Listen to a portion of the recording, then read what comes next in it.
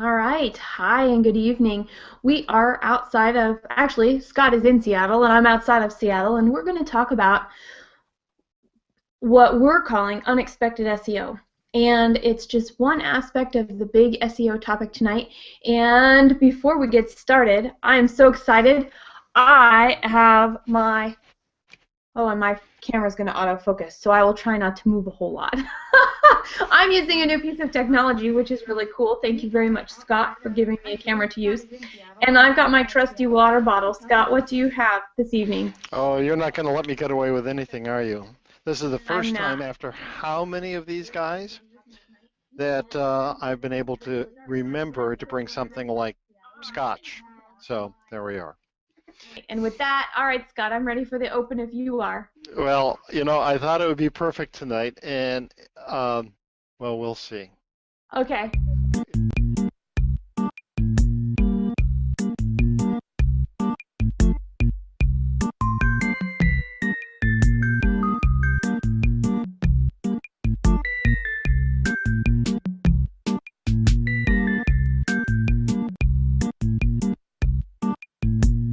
Let's talk about why we chose this topic, Scott. You were down at a conference, if I remember, and it was a conference about SEO. That's true. One of the topics I was a panelist on the topic of SEO, and what was really interesting about that was that a very technical person, a fellow website creator and overall internet marketer, and myself, more of the digital strategy side of things, what came out of that conference was really surprising to me, and how it was less about tactical pieces and how it was more about what we do and how we are providing value, which I thought was very interesting. And so I came back and I couldn't stop talking about it, and so we decided that we should do a follow-up show. Whatever it is that you saw on Star Trek is going to become probably reality within clearly within our lifetime, probably in the next 2 or 3 years, 5 years, something like that. The the computer will know not only what you're saying, but what you're meaning, what your intent is. That means that if you ask a question at 2 o'clock in the afternoon, it'll give you a different answer than one at 11 o'clock at night, because in the afternoon, if you ask for a beer, it might show you grocery stores where you will pick up a beer. And at 11 o'clock at night or 10 o'clock at night, it'll show you where the bars are that specialize in beer. And just because it learns who you are. And I think I'm going to bring it back to the Thank you. I mean that's our profile, isn't it? I take things off and then you bring it back. Yeah, and Okay. so let's bring it back to the user experience and the fact that the more that Google knows about us, the better it can provide us the information. So to give you an example, I to this day get really frustrated trying to search for information that I want. I mean, I get really frustrated because I type in something that makes sense to me, and nobody's optimized their websites to Oh, support what I am looking for. And so here I am, I've got to try and figure out what the heck the companies were thinking that I'm trying to look for. And I'm horrible at that, and I just end up walking away. So anytime I need to do a search, I end up going into my husband, who is an amazing internet searcher, and he can spend just a few minutes and figure this out and get me what I need. And I'm like, I don't even understand how you do that. And so for people like me on the user experience, where I get frustrated, I really don't want to do the research. I just want to get to the information I need when I want it without a lot of work. That's one of the things I like about the changes in SEO, because not only as a consumer do I benefit from how I am interacting with the technology and the information, as a business or a business owner or part of a team in a business that is trying to bring the message, our focus can actually now come back to the people we're trying to connect with, instead of trying to have our product fit into this very categorized technological box that is always changing and we don't understand. you just took the Google nail and you hit it with the plus hammer. You hit the nail on the head with that. Yeah. It used to be people tried to game the system by, well, you're exactly right. It would be, as the consumer, I'd be thinking, okay, now what keywords I wouldn't be using the keywords, but what words can I use that will yield the results that I'm looking for? Now, I have to try and second guess whatever it is, and then as the marketer, as the small business person or whatnot, you're pulling your hair out thinking, okay, now if I were in Jess's position, what words would she use to try and find my service? What Google has done amazingly is through the magic of their analytics and things that I'm not understanding very well, able to verify what you've put in to understand it, to connect it to things that are similar. So you type in Michelangelo and you'll get things about Michelangelo.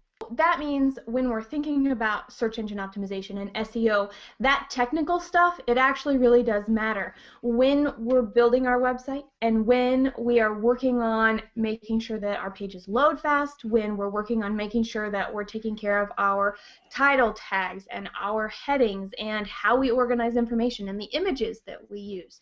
All of those things still matter, and we have to have a basic understanding of that, and the bar just got raised. So it's saying, hey, you know how to do all this. This is our experience of technology. Now, let's get it to the next level. I got so enchanted with what I was saying, I forgot what I really wanted to do, and that was to say, congratulate you on hitting the nail on the head. It used to be that you had to game the system. Now, the only way that you can be successful in Google and Google land, and it's going to become increasingly true, is just to be genuine, be yourself, put out great content, and if you put out great content, Google will do the heavy lifting in terms of connecting you with the people who are looking for you. So if I'm a solopreneur, or I am a business owner with a bookkeeper, or I am the head of the marketing team in a company where I am the marketing team, that's a lot of information to know. And that's why, one of the things that I think is really important to think about is we need SEO experts. And I will be the first to say, how cool is it that people spend their time trying to figure out and help us create best practices, like setting the bar that where we're at. We've got to optimize our titles. We have to optimize our posts for the audience. And each of those posts has a specific message with a particular set of keywords.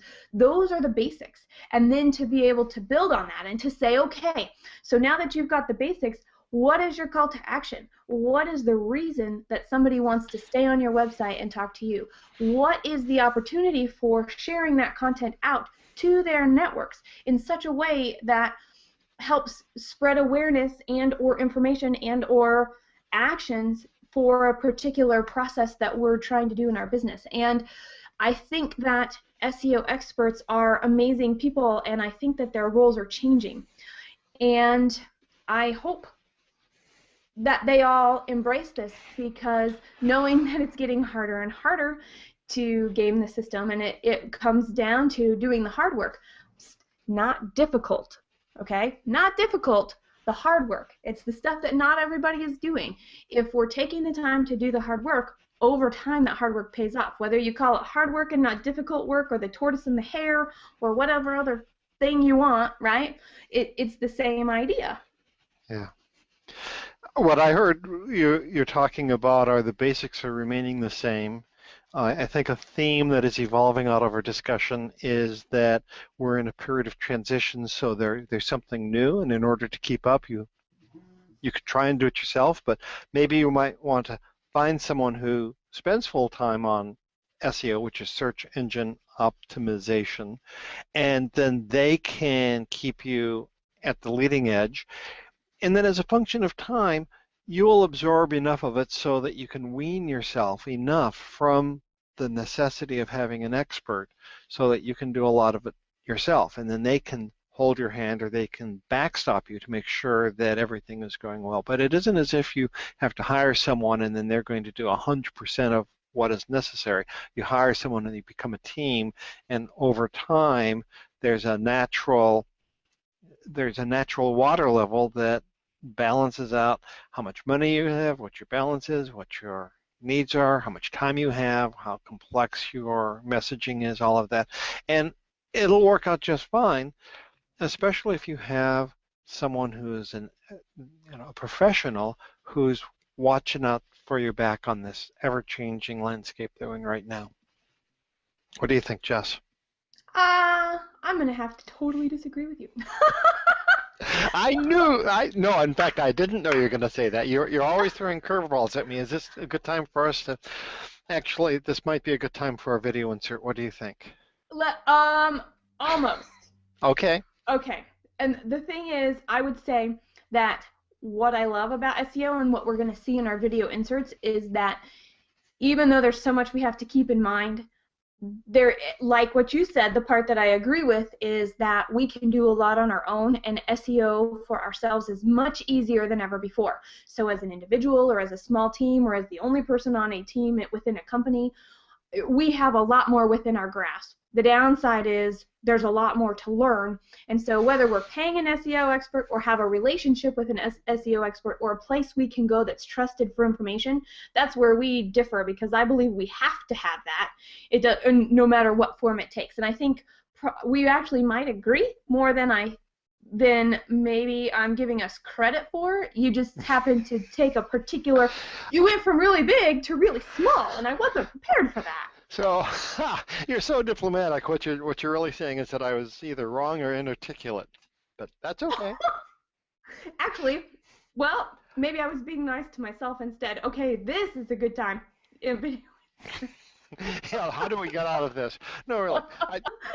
But now I know. Okay, so we actually might have even been talking about the same thing two completely different ways, which is nice for our viewers, because even though we didn't actually come together in that, it's really cool to show how many different ways there are even to think about this, and we've only hit two.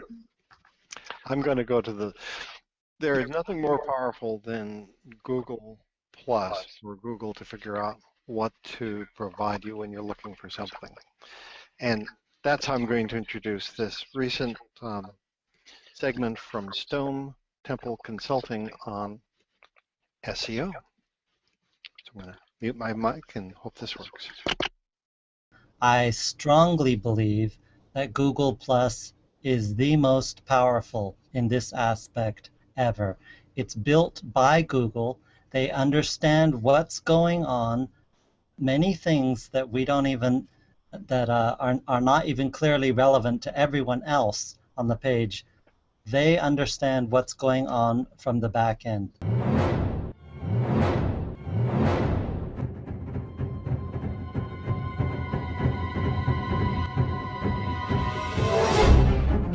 Of all the social media platforms that have existed and are currently existing, as far as relevant social signals and SEO is concerned, I strongly believe that Google Plus is the most powerful in this aspect ever. It's built by Google. They understand what's going on, many things that we don't even, that are not even clearly relevant to everyone else on the page. They understand what's going on from the back end. That's the big advantage to this for them. I believe, on top of that, I believe Google Plus is one of the most powerful SEO platforms that we can use, not only because of the direct, but the indirect. And I go through a list of 17 of those factors on my new blog post that I just put up today. So welcome to look at that. And the last thing I would like to say is, "Arr!" There you go.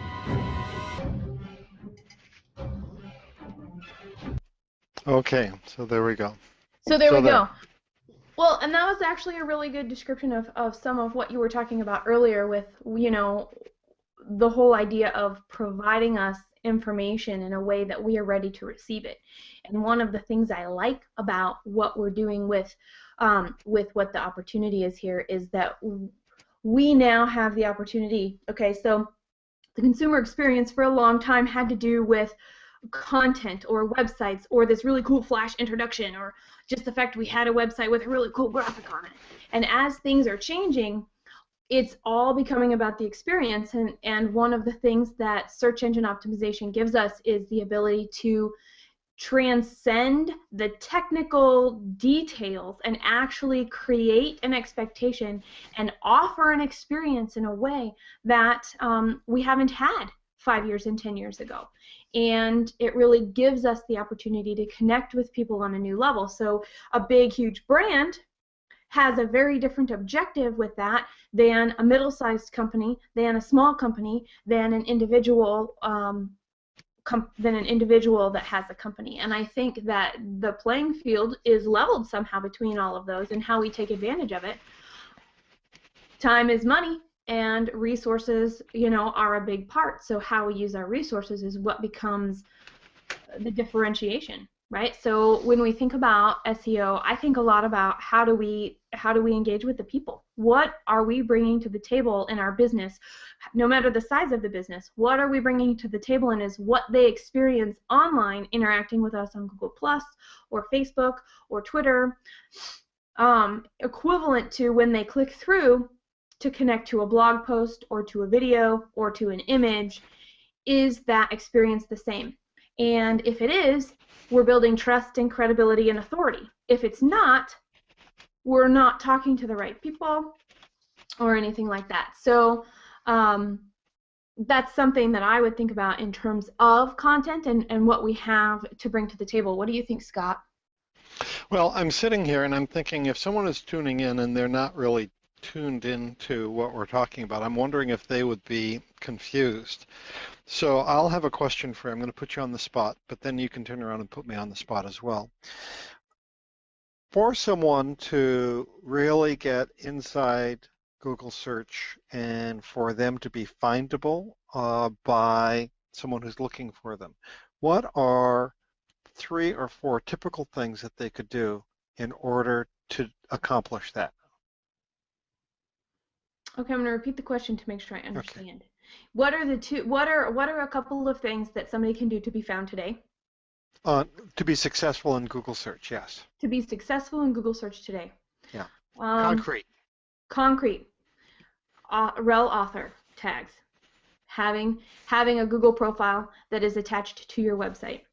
And, well, excuse me, having a Google profile that is attached to the places of content where you are providing. So where if you are a columnist somewhere, if you're on your own website, if you're contributing in other ways, making sure that those other websites link to your profile in such a way that allows Google to know that you are the owner of the content, which gives people the opportunity to be connected to you and your authority and awareness and knowledge on a topic to transcend the different platforms you may engage on. That's 1. 2 would be to make sure to use your title tags. When you are creating content and whatever you're doing, have an engaging, optimized title, and by that, who is the content for, what is the type of content that it is, and what is the important message to take away, not only to tell people what they're going to find, but in a way that excites them and wants them and allows them to click through. There is an art to writing titles, and that is something that I really enjoy, and it's amazing to me how quickly you can how quickly things are shared or not shared based off of the quality of a title. I'm going to only give you 2. Okay, no, so that's now great. You tell me, add to that list of something. Sure. That Even getting more basic than that, if someone does not engage on the internet, if they ignore it entirely, they may be the best widget maker in the world, but nobody's going to find out about them except through traditional ways. So I suppose there's word of mouth and people talk in person and on the telephone and whatnot. But if you want to be in charge of your own destiny, somehow you've got to come up with some sort of content that is out there, and then people like you and me, Jess, we have to share it amongst ourselves and with our friends and with our networks in order to validate the widget content. And this is where I think small and medium-sized businesses might have an advantage over larger ones, because large corporate cultures that were even successful in the 1990s thought that they had to buy their influence through television and radio advertising. And now people really don't want to be marketed to. They turn off the commercials or mute them or go past them, or they just have other things. So it is the interaction between people like you and me that is the shell that has to be penetrated by the company, and the only way you can really do that is become a real person, and for people to trust you and think that, well, sure, there may be a commerce relationship that's coming up here, but there's also something else. We have this common thing in common with us. And online reviews. If we have customers and we encourage them to review us positively, then our potential customers will see it and say, okay, well, we'll go ahead and check them out. The funny thing is, Jess, is that as widget makers or as bakers or candlestick makers or whatnot, if we don't engage online, that doesn't mean that the conversation isn't going to go on. It just means that we're not going to be part of it. Someone might say something great about our competition and it'll go unanswered. They might say something terrible about us and it'll go on unanswered. And you know what's even worse than those two things? Tell me. They might not say anything about us. And then we will be invisible, and if we are invisible on the line, online, then we will be irrelevant. You make a very good point, and we do have to keep top of mind, and it makes it's a new and exciting way it's a new and exciting opportunity of how we can do that. And I actually think it's so funny you said something, because here I am. You talked about commercials. You bashed commercials. I don't watch a lot of TV, but when I watch TV, I try really hard to, and we don't have cable, and we don't sit around and have the TV on in our house. So when I am watching a show, I try and find a channel that's going to give me commercials, because I'm always Hey, I'm supposed to be the wild one. You're supposed to be the one that's anchored in reality. Well, and I think it's interesting that you say that, because, there is a place for every kind of messaging, and advertising is still a very strong, powerful way to build brand and build brand awareness. So when you have, whether it's Coke or Lexus, or I'm trying to think of some of the other ones that I've seen lately, right? You're reinforcing the brand and a lifestyle and helping people connect with you in a way that, yes, I live my life like that. Yes, I enjoy that. Yes, this is so cool. And so you're creating a connection, and I think that's really necessary, because the bigger the brand, the less likely one or two people's faces will be seen. And there are still superstars within those organizations that give credence to what that mission and lifestyle is, and some of the things that we can do in the conversations that we participate in can really amplify that and connect a brand to a conversation in a secondary way, because every time I have a conversation, Red Direction is represented. Everything that comes out of my mouth in any sort of business context, Red Direction is represented. And the same is true for you, Scott, with the Scott treatment. Every time you say anything and talk about it, it's there. And we have to keep that in mind. And are we setting the expectation, and are we consistent? Because if we're not consistent in our communication, the other thing about all of the changes is that it's going to become obvious we are not consistent or relevant Yeah. or have any sort of authority. We're just kind of taking this shotgun approach, and it will become obvious that that's the case with all of the savvy internet users out there. Yeah. A shotgun approach or an inconsistent approach or nothing that is coordinated one with the other. You're or right. the kind of art that's actually art. So let's play the devil's advocate. So you know the art where you just throw stuff up on the canvas and you call it art and people pay good money for that, depending on what your name is. Maybe there's value in that, but it has to have a really specific strategy behind it. I couldn't agree with you more. The paradox is the more things change, the more they stay the same. We're talking about it's a brand new world and all of the rules have changed. In the same, almost the same breath, if I don't run out of it, I can also say the fundamentals remain the same, and you have to. I couldn't do it in one breath. So it's paradoxical. The underlying principles remain the same, but the landscape has changed. So it used to be that you were in mountain terrain, and now, well, during the Depression or recession, we were in a little bit more of a desert environment. But as we're going forward, you're right. There needs to be a strategy, and it's coordinated. And what larger businesses do is going to be different than the smaller ones because they cannot. Most of them, maybe a few can, but most of them can't say, well, here I am, this is who I am as a person. But as a small business person or as a small company, you can say, this is what we represent and be more personal about it. So it levels the playing field a little bit, wouldn't you say? I do say. I agree. I should finish my sentence in a little bit more cohesive, less choppy way. Yeah, I agree. And here, based off of where we're at for time tonight, Scott, I think we have run out of time for our other 2 video inserts, in fact. Okay. And so I think that is actually a really good segue to move into our +2 takeaway for tonight so that we can think about SEO from some other resources. So what I did is so far I've been spending a lot of time. I've been reading things like and all of these things have shaped my views of SEO over the course of this year. So now that we're into the 10th month, here we go. So the first one, the Google semantic search. The second one, content rules. Same idea. And the third one goes to predictably irrational, and specifically because of what I was talking about with search earlier. The fact that I was talking about search earlier and how I always have a really hard time finding what I need, it's because of the way that I learn and absorb information. So when we're creating content in an audio, visual / kinesthetic, interactive type of way, we're able to reach people at a much different level. So, all right, Scott, you ready?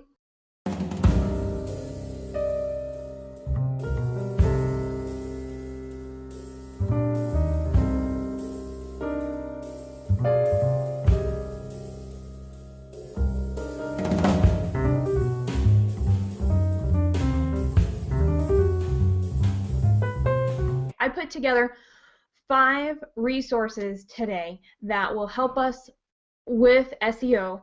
That these are resources that I trust and know.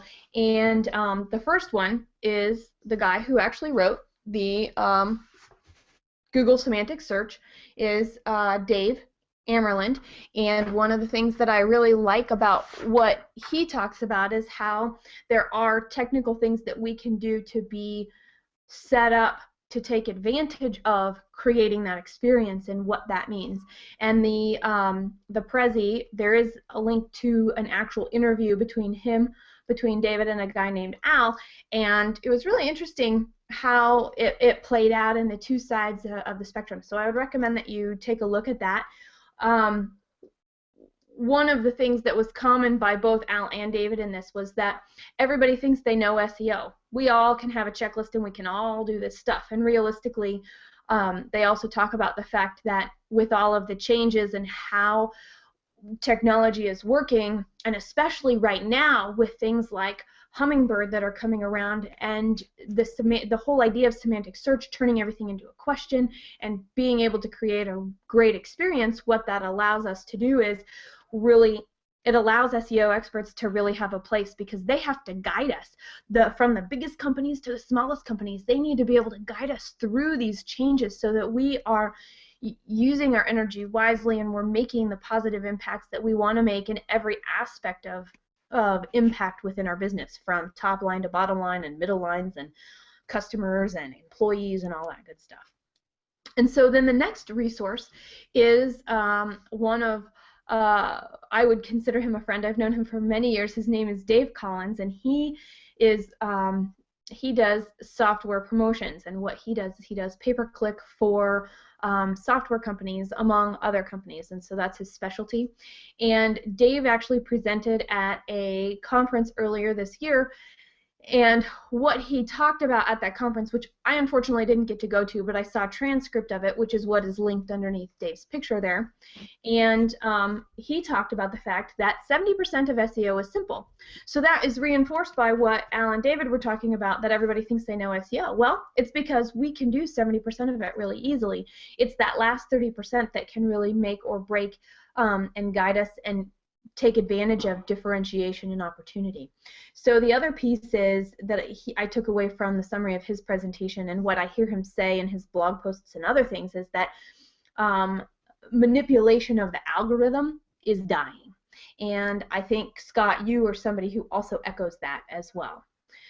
All right, so the next piece is a Steamfeed article written by somebody near and dear to both of our hearts, Ray Hiltz from New Raycom, and what he talks about is that the role of SEO really revolves around content, and the fact that it really revolves around content means that our content has to have its own plan, and that plan has to make sure to take advantage of things like the fact that it's targeted to a specific audience. So every single blog post you write might not be for every single audience. You actually may make a plan for content where you're hitting all of your target market segments, but not all at the same time.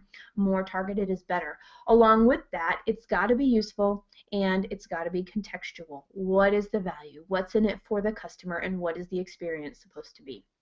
And then, of course, you get your true, authentic self in there, just like Scott and I, and how we work through these shows and the presentations and the preparation that we have, and then we present it to you. Same idea, true, authentic self.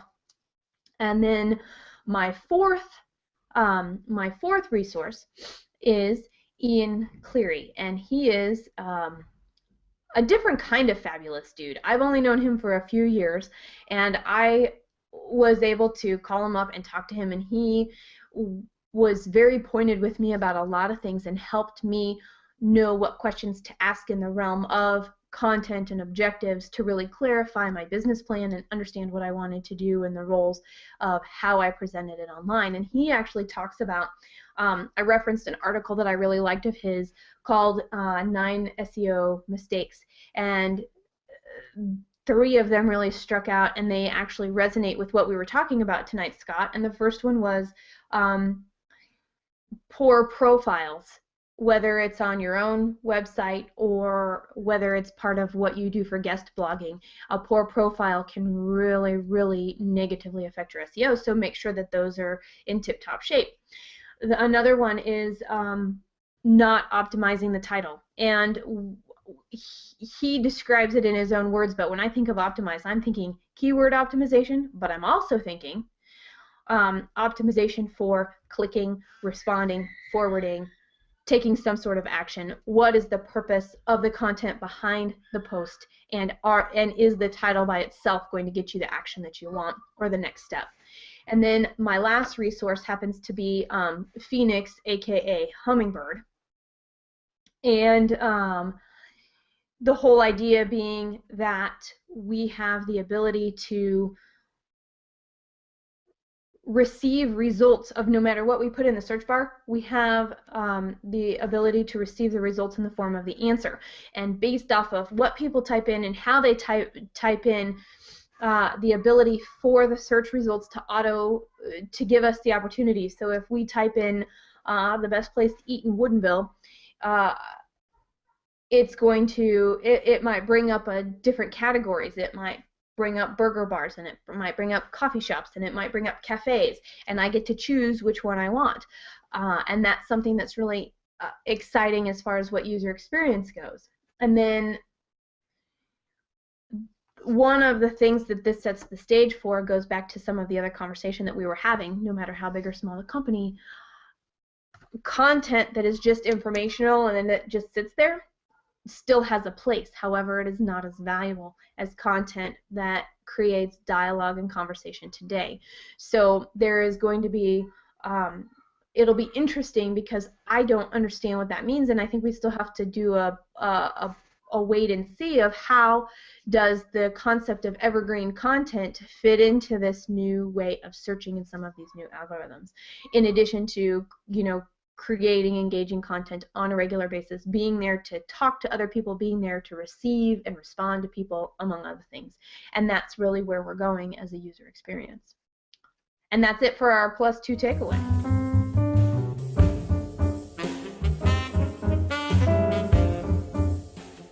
Hey, very good, Jess. I think I learned a few things. Did you? I did. Good. And so with that, oh, go ahead. No, go ahead.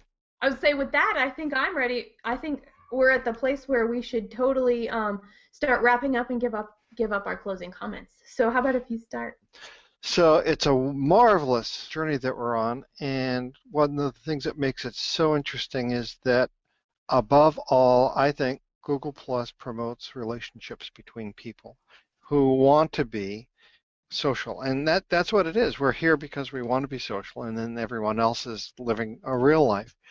And so you wanted some closing comments? Those were my closing comments. It's about SEO, and you know, we'll meet you online someplace.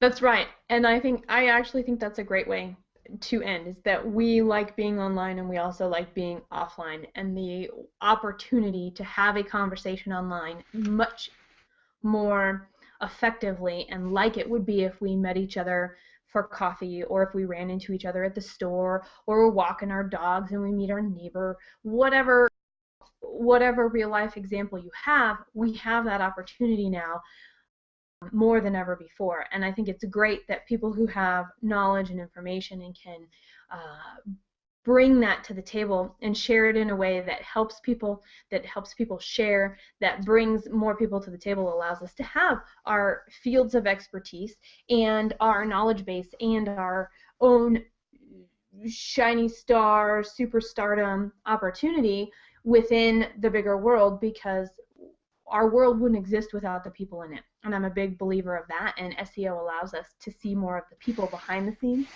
And with that, I want to say thanks, good night. See you next week.